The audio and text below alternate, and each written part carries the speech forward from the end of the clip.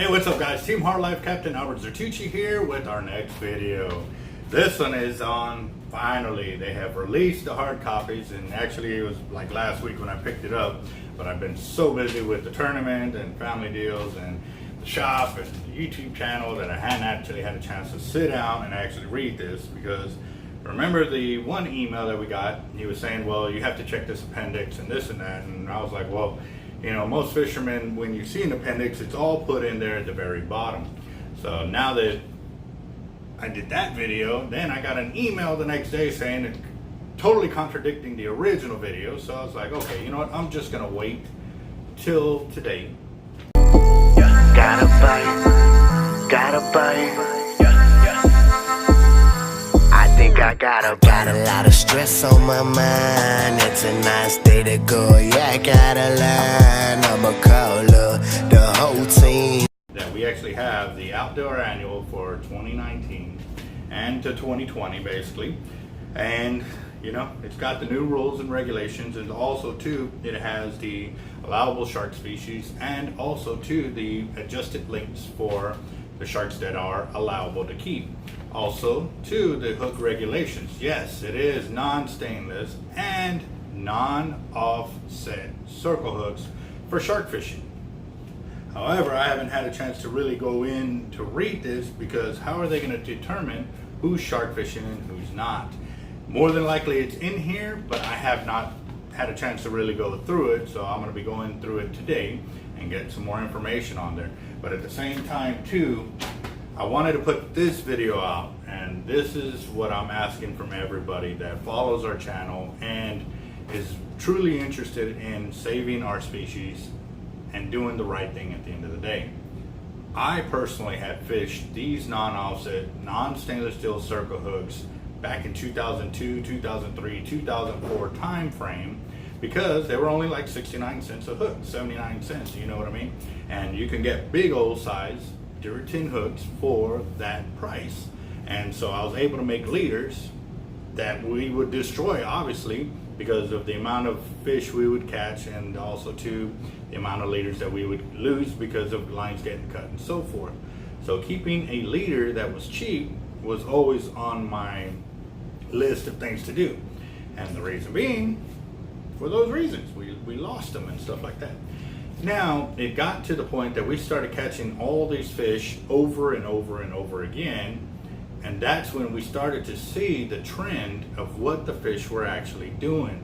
And like you and me, when we have, say, a toothache or something like that, what we do is we tend not to mess with that side. We'll eat with the opposite side of our jaw. Well, I noticed that when these fish, these big bull reds and even some of the sharks, we'd catch them and they wouldn't be as big as their counterparts who hadn't been hooked yet. And what I mean by that is, yes, the length was there, but their girth was skinny. They weren't eating the way they normally would if their jaw was working properly. And we saw this too, because even then, when we hooked them, they weren't hooked on the side that was previously hooked. They were hooked on the opposite side. When we originally pulled the first hook out, we would, like I said, we're not about cutting our hooks left and right, because then you have to demolish the leader, you know, down the leader, this and that. And if you catch 200 fish in a day, you got no leaders. So it was unreasonable to ask us to cut our hooks. And people are saying, well, you need to do that today. No, it's unreasonable to be asking that. We're asking to be reasonable, and we're willing to meet you halfway, but at the same time too, you got to allow us to fish a way that we can retain our hooks and not mess up the fish in that fashion of removing that hook and ripping their whole jawline, all their ligaments, all on one side. And when we caught them back and they were hooked on the opposite side, that's when it dawned on me. They were eating with the side of their mouth that they were still able to move and function strong enough, because like you and me, when you have a hurt jaw or a toothache, you feel like you're a lot weaker because you don't have all your jaw muscles working together to be able to chew your food. So at the same time of them not being able to eat right, they were dropping weight. And that's not what good custodians are about. We're about finding a way to be able to do what we can do with them, catch, release, and, you know, get our photos. But at the same time too, I want to do it with as minimal damage to the fish or the shark as possible, so that way he is going to survive. He ain't going to be, you know, brought down because his jaw is jacked up. You know what I mean? So what I'm asking from everybody that follows our channel, that, you know, sees the long-term effects of what's happening, is for y'all to take pictures of where the hookup is with your non-stainless steel circle hooks on both sharks, bull reds, or anything that you catch that you intend on releasing, or even if you don't release.